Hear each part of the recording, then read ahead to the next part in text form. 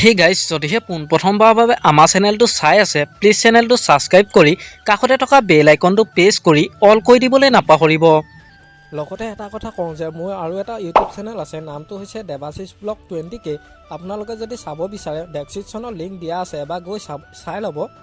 ৰেঙনি টিভিত সম্প্ৰচাৰিত হৈ থকা গুণগুণ কথা মৰমৰ চিৰিয়েলত অভিনয় কৰা পদ্মা আচলতে হয় কোন, কাৰ সৈতে বিবাহপাশত আবদ্ধ হৈছে, সবিশেষ জানিব পাৰিব আজি এই ভিডিঅ'টোৰ মাধ্যমেৰে।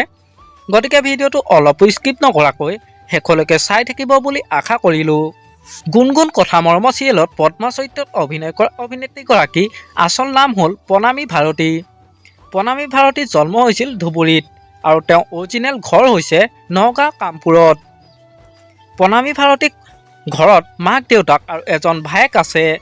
প্ৰণামী ভাৰতী বিয়া হৈছে মিৰ্জালৈ। তেওঁৰ হাজবেণ্ডৰ নাম হ'ল অসমত জনপ্ৰিয় নাট্যকাৰ, পৰিচালক তথা অভিনেতা হিমাংশু প্ৰসাদ দাসৰ আৰু তেওঁ এটা পুত্ৰ সন্তান আছে।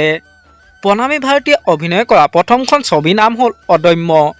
জনপ্ৰিয় অভিনেত্ৰী প্ৰণামী ভাৰতীয়ে বহুকেইখন অসমীয়া ধাৰাবাহিক আৰু ছবিত অভিনয় কৰি দৰ্শকৰ মন জয় কৰিবলৈ সক্ষম হৈছে।